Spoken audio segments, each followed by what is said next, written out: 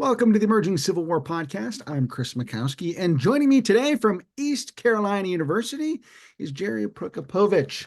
Gerry is the host of Civil War Talk Radio, and it's nice to have you as a guest on our podcast. Well, it's nice to be a guest. It's nice to have to do, absolutely no preparation. Just come here and say whatever I want. It's a great relief.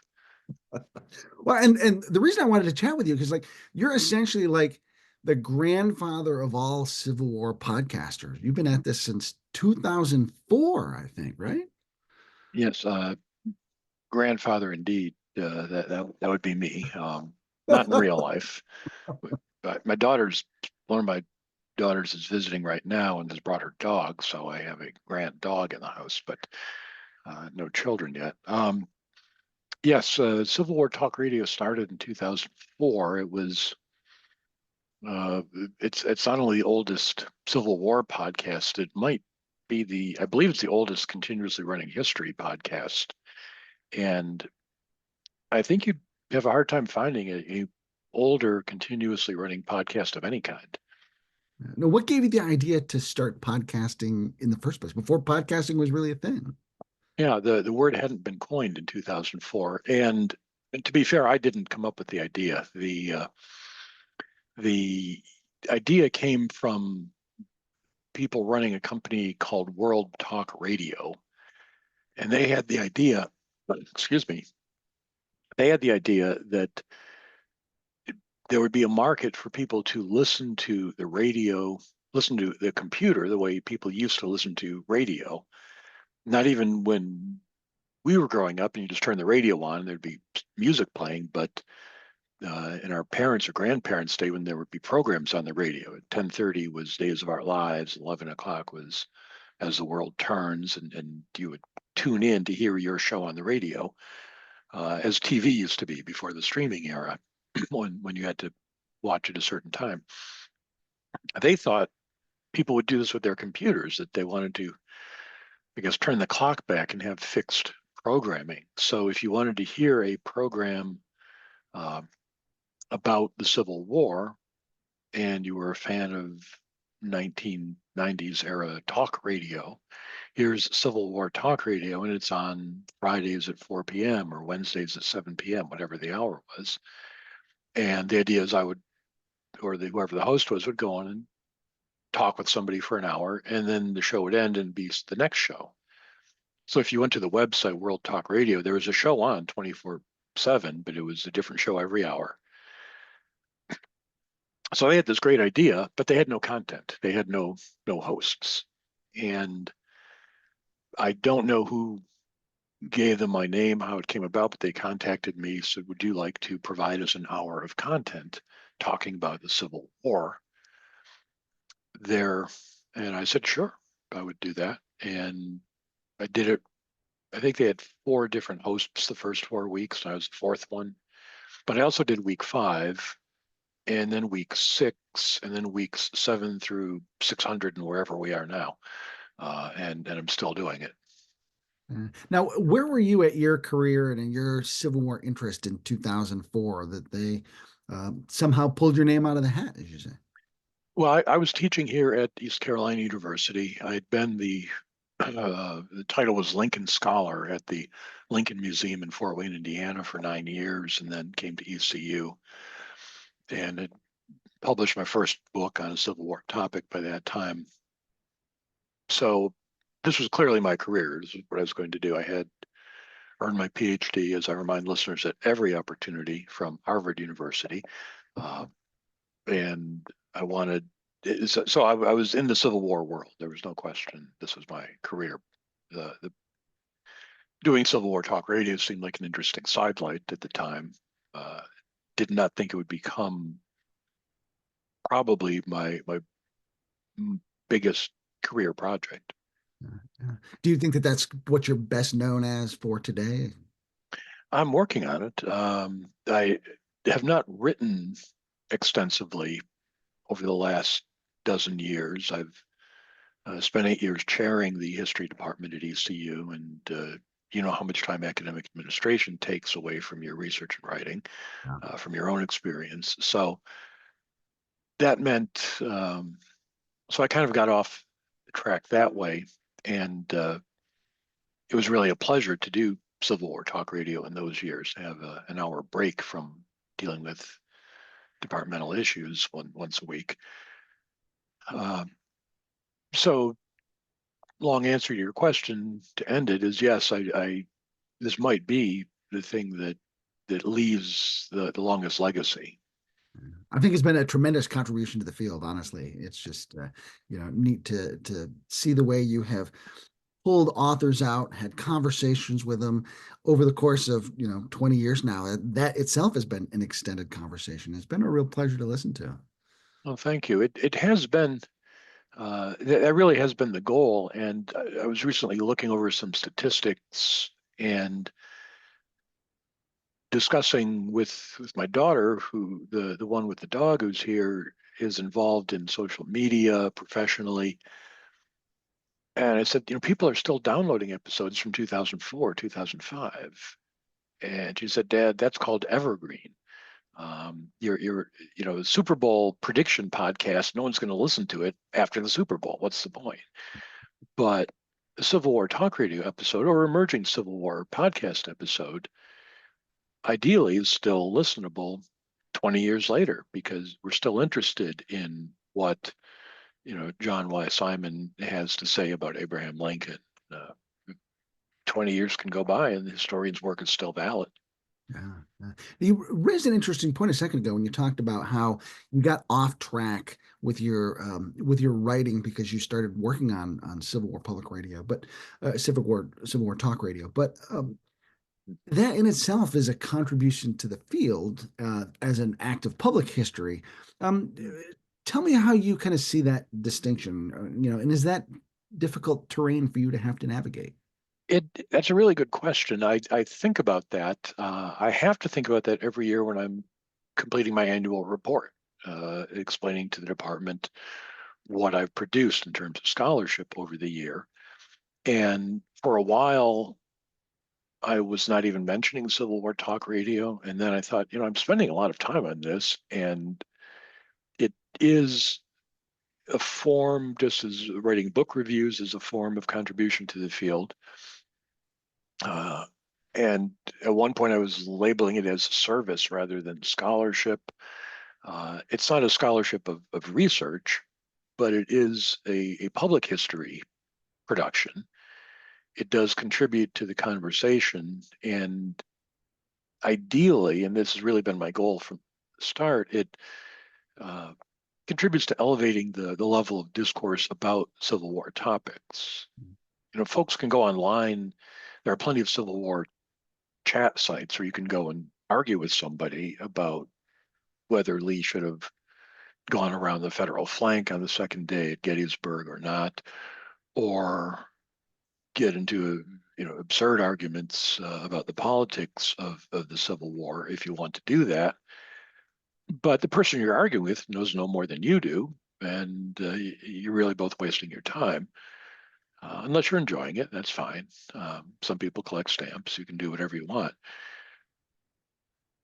But when you read an academic history book that someone has spent years researching and shows you their research and their footnotes, you are at least you're learning something. You may not agree with it. You may want to argue with it, engage with it, pursue the footnotes, see where they got their ideas. Their interpretation may not be how you see the field, but there's some progress there. Mhm. And ideally, Civil War talk radio gives people a chance to listen to an author talk about his or her work and decide if that's a book they want to read, if they want to pursue that or not. So I hope it does push the field forward in that fashion. I think it's interesting that digital media revolutionized so many different things, from music to art to writing to history, and so there are all those voices out there where people are just sort of talking at each other or talking through each other, which is really neat because it does create sort of this public marketplace of ideas. But I think it's still important to have those gatekeeping editorial functions that Civil War talk radio provides, where you do have a level of expertise. You have a host with expertise, you have guests with expertise that can kind of rise up and, as you say, raise the level of discourse out of that sort of cacophony. That again, that's certainly the idea. The idea of a gatekeeper is out of fashion with some people. It's elitism. It's you know, arrogant. It's exclusionary. But if you don't have that, then if we're each going to independently do our own research, uh, that's not practical. I mean, I don't do my own research about the food I eat. I don't have a lab in the house to break down the components. I trust the FDA to be on guard to tell me if this is safe or not. I don't want to have to test every product. I can't read every book in the library. No one can. So, you and I do things like we'll look in professional journals, Journal of the Civil War era, look in Journal of American History, see what books are being reviewed, and at least we know if it even is being reviewed, that means somebody thought it was worth something. So there's a gatekeeping function there. Then you read the review and you decide, this sounds interesting or not. Uh, but it's better than reading all 200 books that got published in the last 6 months, which no one can do. So on Civil War Talk Radio, I do a degree of gatekeeping in that I don't just invite random people to come on the show and talk. Typically, they're authors. Sometimes they're artists, musicians, museum curators. There are many forms of public history that people can pursue. But I've never consciously invited an author to come and talk who had written a book that I knew was not any good. Mm-hmm. Yeah, and I think too when you talk about the so-called elitism of gatekeeping, but like, you've got 1 hour to fill, you've got one podcast a week to produce. Those time limits require Yeah, some degree of curation, right? right. I mean, I can't just randomly take the next book that comes in through the door and do it. I don't want to waste my time, and I don't want to waste the listeners' time. Although that's not to say that bad books don't get through, because I'll see a book that looks promising, and then I will contact the author or their publisher and set up the interview, and I'll read the book in the week before the show, Yeah. typically. So each week I'm reading one new book, and I'll read it more or less cover to cover so that we can have a conversation about it that's not just based on what's on the back flap, not what an undergraduate book review based on reading the back flap and the Goodreads reviews and then putting something together. The only drawback to that is there have been books that seemed promising, and then I read them and I realize it's not very good. Mm. I don't really think people need to read this book, but it's too late at that point. I won't ever try to embarrass or humiliate or openly criticize someone in the show. It's not an ambush program, but I will try to make the listeners aware that this book may not be for them. Yeah. Okay. Okay. So how do you go about choosing the people you talk with and the books you read and the guests you invite on the program? That has evolved over time. Initially, I contacted people I knew in the field. I started calling people up, old-fashioned telephone style. Yeah, I've got to imagine Uh, you've got an incredible Rolodex by this point. yeah, for our younger viewers, Rolodex was a device of the late 20th century that involved paper cards with people's phone numbers on them. Um, the After using up the people, I could just pick up the phone and call by first name, say, "Hey, John, can you be on the show?" Got her very excited. Um, then I started trying to see what was new in the field, and one thing I used to do was go to the library at East Carolina and just walk down the stacks and look at the spines of the book where the call number also includes the year of publication. So I would just be looking for, say it's 2013, I'm just looking for 2013 or 2012 books that I haven't read yet or heard about. And is there anything new and interesting that might make a good, I'd pull 3 or 4 off, glance through, this one's good, find out where the author works, give them a call. Set it up that way. I don't do that anymore because the library doesn't buy new paper books at the appropriate rate. They do buy books, but often they're electronic copies. And so I can't see them in the stacks the way I used to. By 2010, 2012, the show was well enough known that publishers started sending me books, which was nice, especially the ones well known in our field, University of North Carolina Press, LSU. They, depending who was their publicity person at the time, knew about the show, and I would get to know them. And the Savas Beatty, I should say, is extremely good at this, and I have a good relationship with the office there.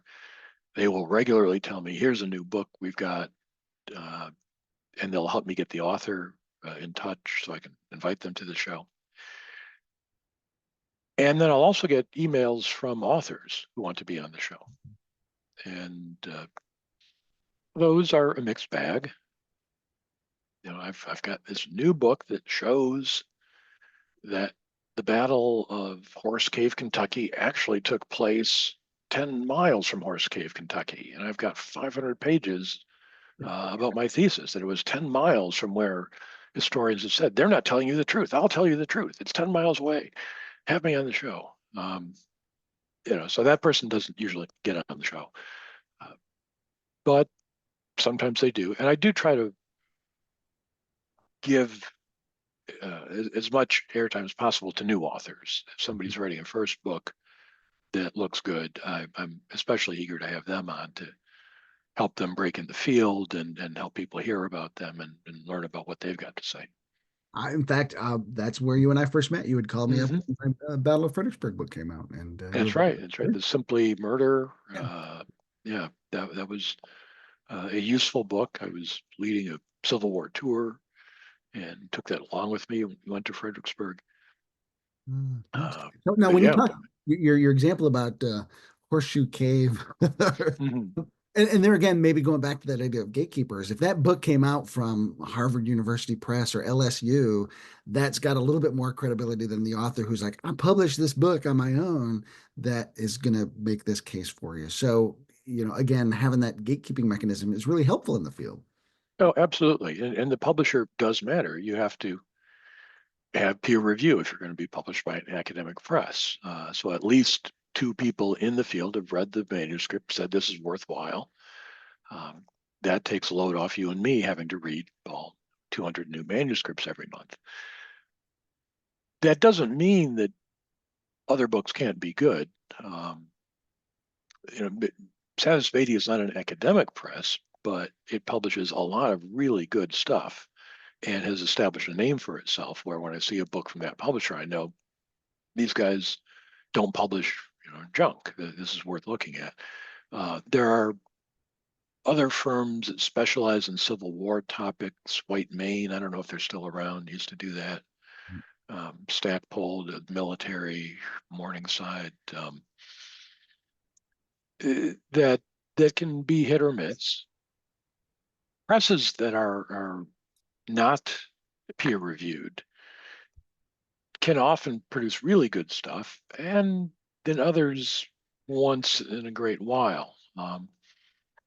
There are some that have catalogs that verge on lost causism, and then once in a while they'll still publish a historical, worthwhile piece. So you can't reject most publishers out of hand. Even self-published work could be good, but again, that's I don't have time to read all the self-published manuscripts that come in, and people will send me either work, say, could you look at this, or could I be on the show? And typically the answer is I just don't have time to do that. So over the vast number of years that you've been working this, 'cause I'm going to pick your brain here and put you on the spot. Mhm. Is there a particular book that you've read that you're like, oh, this surprised me. I'm excited about this. Not what I was expecting, and I'm really excited to be able to talk about this. There are a couple. I mean, really, over 600. It's unfair to mention any to exclude all the rest, but uh, there was a book on identity badges, dog tags worn by Civil War soldiers by a collector of such things. So that's you've got a strike against it. It's really an obscure topic. You've got another strike as a collector, so they're going to be obsessed with minutia. And for whatever reason, I went ahead and said, okay, well, we'll do this interview. And it turned out to be fascinating that I didn't know there were these such things as Civil War dog tags. They're not government issued. The settlers would produce them. Soldiers would buy them with their name and identification.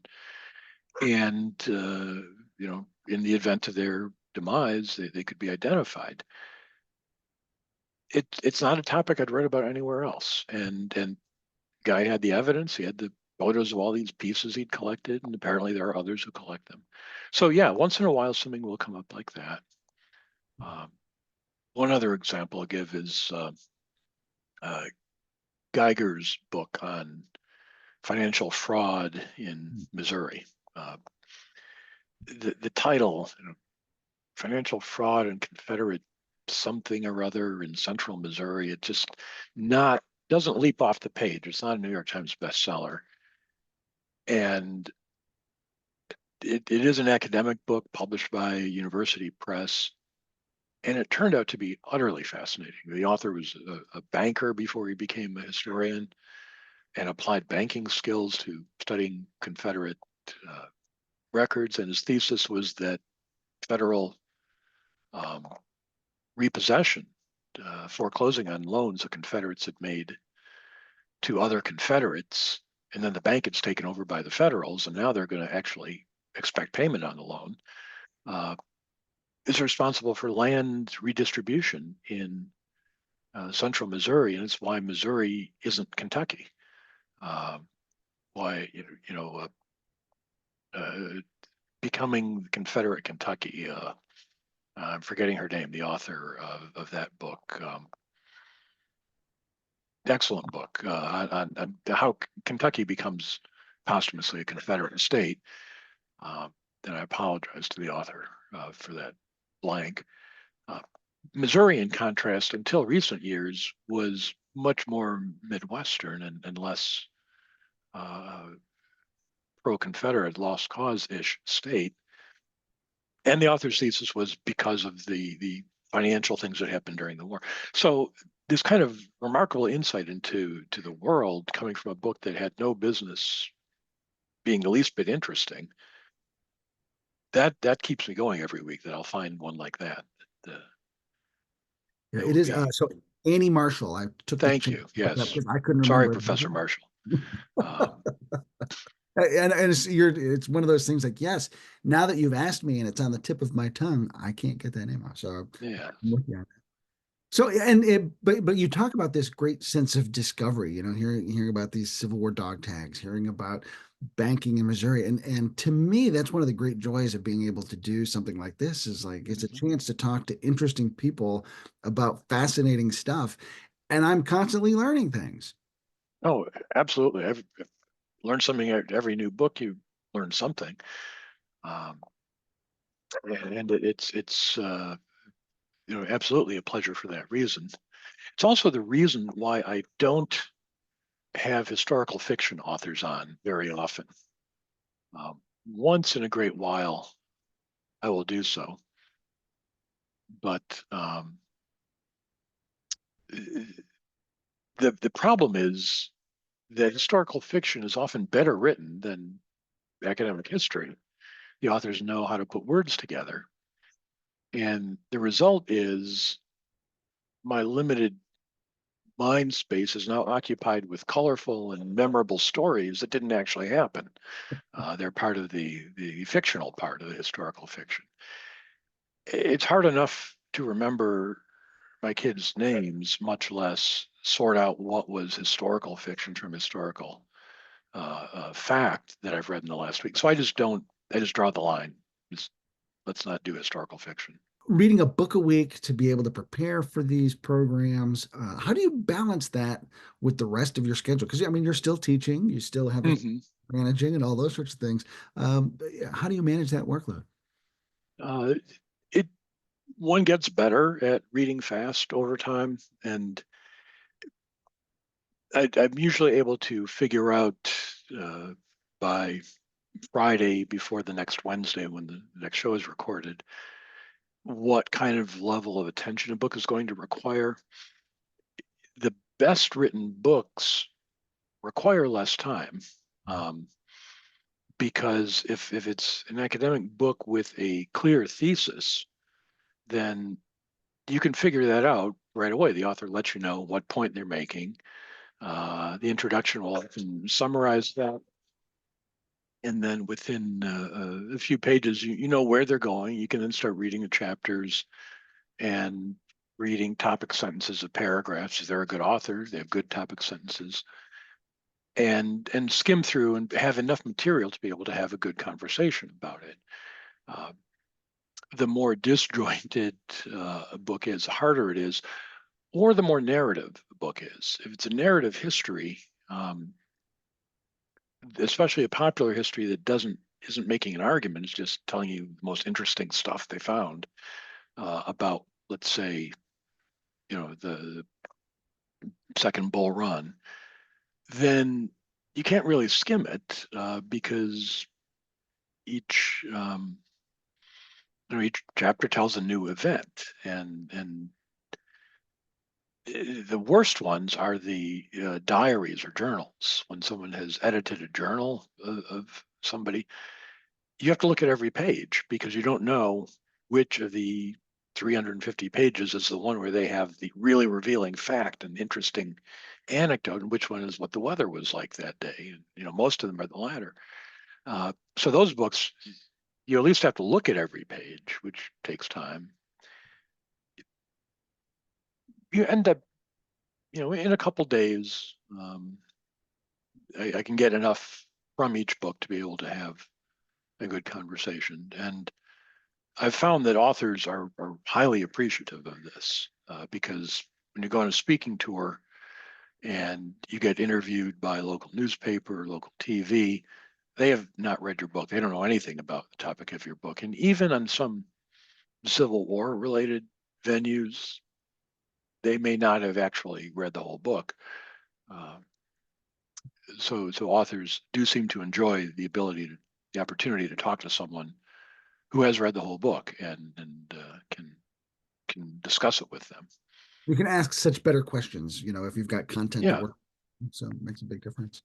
So, but I imagine there are times too when you interview someone that just the conversation is really easy and it's just fun to talk to somebody. You're a Hmm. really easy person to chat with. Um, is there someone who stands out for you that you had just had an especially engaging conversation with that was just like, wow, this person was fun to interview? Oh, there are a lot of those. Gary Gallagher is always fun to have on the show because he does not hold back his opinions, and he's very entertaining. I always enjoy talking with him. Uh, it, Back when the show started, I think I mentioned his name earlier, John Y. Simon, um, the late editor of the Grant Papers, now at Mississippi State. Uh, John was such was so entertaining, larger than life. I could ask him one question and then just take the headphones off for the next 15 minutes, and he would just go on, right? And Jerry, they put these rubber Lincolns in the new museum, these wax dummies. It's a travesty, and I don't know, the world's coming. He would just go on and on, and I would be laughing and just waiting for him to pause. I could ask another question. It was always a great treat to interview him. So there are a few people like that. Um, You're too polite to ask, so I'll ask it for you. Conversely, are there people it's really hard to talk to? Yeah, I didn't want to put anybody on the spot. And I won't name names, but well, you can look up the name. There was one author I had on maybe the first year of the show, second year, who had written a couple books about prisons in the Civil War. An important topic. They were good books, well annotated. Um, the author was at Western Carolina University, I believe, but he wasn't in the history department. He was in the facilities maintenance. He was a groundskeeper, and this was his hobby. And he answered questions in monosyllables. So it was a challenge to find source material on these soldiers who blah, blah, blah, blah. Yeah, long silence. Next question. No. He was not a public speaker. He was not a teacher, and that interview stood out for me. It has not happened since. Most of us in this field talk too much, but that was one case where someone didn't. So when you mentioned those hard to interview people back in a different life, when I worked in radio journalism, Mhm. the chief of police, and I'd have to talk with him every once in a while. I'd be like, "Chief, that was a terrible fire downtown." Yeah. Um, how hard was it? It was pretty hot. And it was just like, when you're looking for a soundbite for your newscast, that's the just murder. It absolutely is when they just don't want to talk. But again, in our field, that's very much the exception. Um, in the format of Civil War talk radio, uh, which was set by Voice America, who for many years has produced the show, they have two commercial breaks built in. And I find that actually useful to have these two pauses after 20 minutes in an hour show, just to help me collect my thoughts, let the guest collect their thoughts. I don't talk to the guest during the break typically, uh, but just let them recover a bit. But that means I have to announce at some point, and the engineer will start playing music, um, and which I don't hear through my headphones, but they'll give me a cue on the screen, 20 seconds till break, 10 seconds. And I have to find a place to jump in, and the person is just talking, and they're just not going to stop. And I've gotten good at saying, excuse me, we're going to jump in, take a short break, interrupting people. I've had a couple of professors who are not accustomed to being interrupted when they're talking. Doesn't happen in our professional world ever. And here I am saying, well, that's very good, Professor G. We're going to take a short break now. Blah, blah, blah, blah, blah. We're going to take a short break now, and we'll be right back. And they by the second time they were ready for it. But The yeah, talking challenges. too much, that's the challenge. These are the challenges it comes across so smoothly to our listeners, but these are the things that we wrestle with all the time. Ideally, yes, you want it to be seamless. That's Now you take time off during the summer mhm. when you're not in the semester, but because the programs actually was tied to Radio America, I mean that they're not on a semester schedule. So Right. how do you navigate that difference in schedules? They just play reruns. They just play an old show. And indeed, going back to what we said at the very beginning of the show, you asked about how this all started. In 2004, we discovered nobody actually tuned in to listen to the show live. Yeah. And over the years, they got more sophisticated with their feedback, with their listener data. But typically, 5 to 15 people would listen live every week. One of which was always my mother, who would call me immediately after the show and tell me what a great voice I had for radio. And that was always pleasing. I appreciated it. Thank you, Mom. Uh, but no one else was listening. However, when they started, they also created an archive. They here are past shows, and that was sort of an afterthought. But people downloaded the archived shows, and that was not there was no Spotify or no Apple Podcasts, no iTunes, nowhere to go to get podcasts at this point. They didn't exist. But people were just downloading these recorded shows and listening when they wanted to. And after a while, not very long, it became clear that was where the audience was. And so we had people downloading archived shows before that activity was known as podcasting, broadcasting to listen on your iPod when you're ready for it. Um, and that continues today. That of course is what people do, is they listen when they want to. So the one thing I haven't asked, I want to, this is sort of backing way up, but what's your Civil War origin story to begin with? What got Yeah, you to this point? that started when I was 10 years old, and my family took vacation from uh, Detroit area, Highland Park, Michigan, where I grew up, to Washington, D.C., actually Northern Virginia, where friends of ours lived. My dad's best friend had eventually got himself elected to Congress, and so I grew up in a political atmosphere every year, every 2 years, participating in Uncle Lucian's campaigns as a kid. Anyway, we went out to visit them when I was 10, two brothers and my parents. And on the way home, driving through Maryland, for some reason I never learned, they decided to stop at Antietam. My dad was an art teacher, my mom, business and math teacher, both high school teachers, not historians or history teachers or history buffs, but well read and well traveled. For whatever reason, they said, we'll stop here. And my brothers played on the cannons, went up the observation tower. They had fun. But I was hooked. It was November. There was a few people there. And to have the battlefield to ourselves, except for the ghosts that were there, to see the Dunkirk Church in the photograph and then look out from the visitor center and see the Dunkirk Church, right? There it is. That's the thing in the pictures. To see the sunken road, to read the captions in the visitor center. What if the Army of the Potomac had walkie-talkies? How would the battle have been different? To think about things, I was just fascinated. I wanted to know more. It was November. I said, for Christmas, I want the Marx blue and gray playset. I want toy soldiers in blue and gray, which were available that year.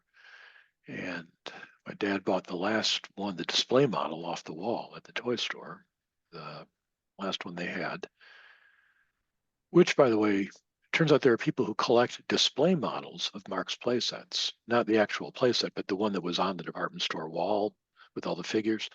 So if I'd kept that pristine, I could, afford to retire today. Um, but instead, I played with it, damaged all the figures by pulling the staples out to get them off the board and play with them. It just grabbed me. I wrote my senior thesis as an undergraduate about Federal soldiers in the Eastern and Western theaters compared. I was just, it was a subject I wanted to know more about, and always stayed with it. Had a brief excursion as a lawyer, practiced law for 3 years. Didn't especially enjoy it. And for recreation, I'd be reading Bruce Catton at lunch. I'd be reading James McPherson at lunch. And finally, one day, a friend hearing me complain about my job said, "Why don't you shut up and do something?" So the next day, I applied to grad school. Got in some places, didn't get in others, and followed the passion. Now, what was it like? You're reading James McPherson, and then you have the chance one day to talk to James McPherson. It's pretty great to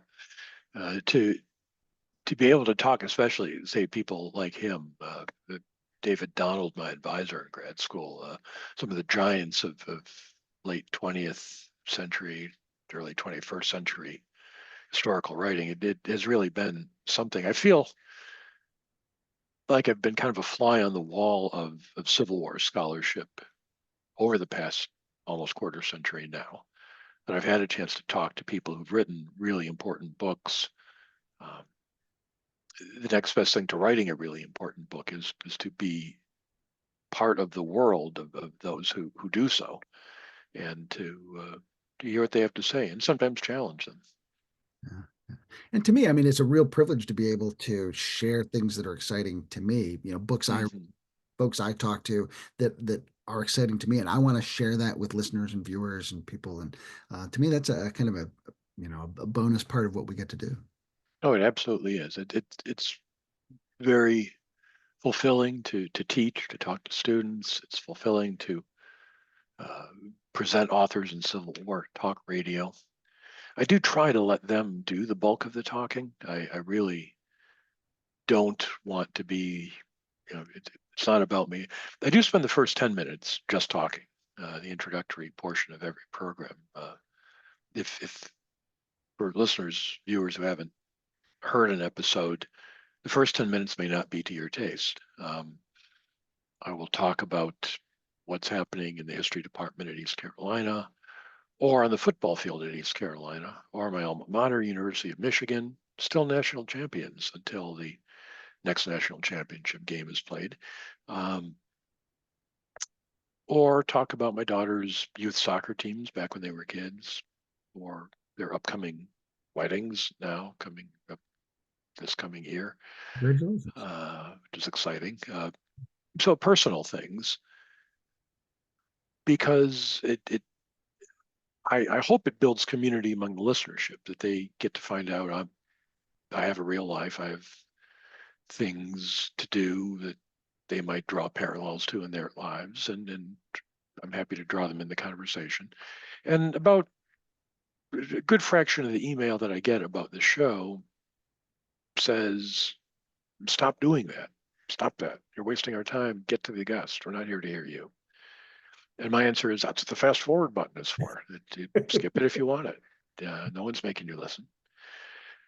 Uh, and then the other half of the email says, "Oh, it's my favorite part of the show. How are the Pirates doing? Tell us about the baseball team. Tell us about how you deal with AI in class. Tell us about the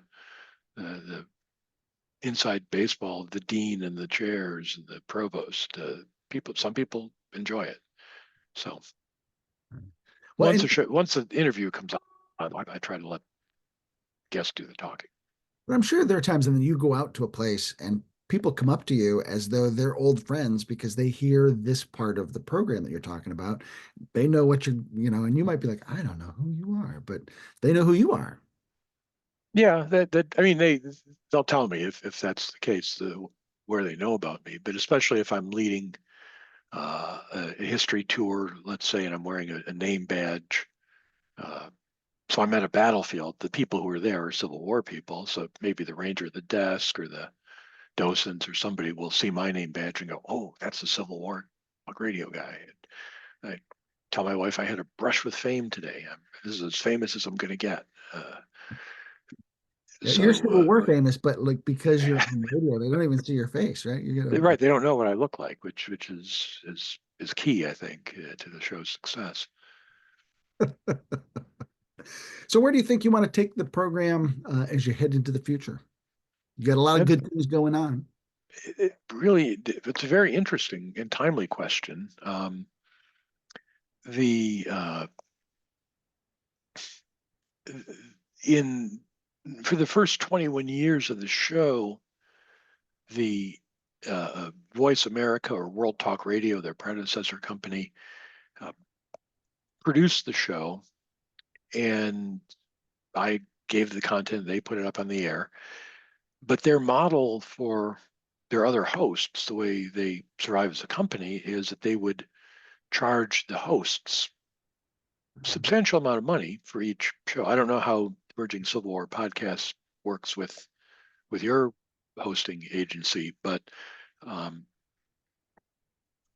there are things that need to be done. Someone does need to or should engineer the sound, do some, I don't know what the things are, equalization, compression. I'm learning about this. Uh, and then they can also provide services like promotion and so on.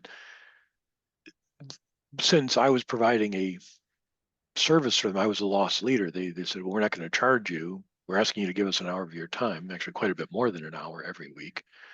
So we won't make you pay us, but we'll just do that as a deal.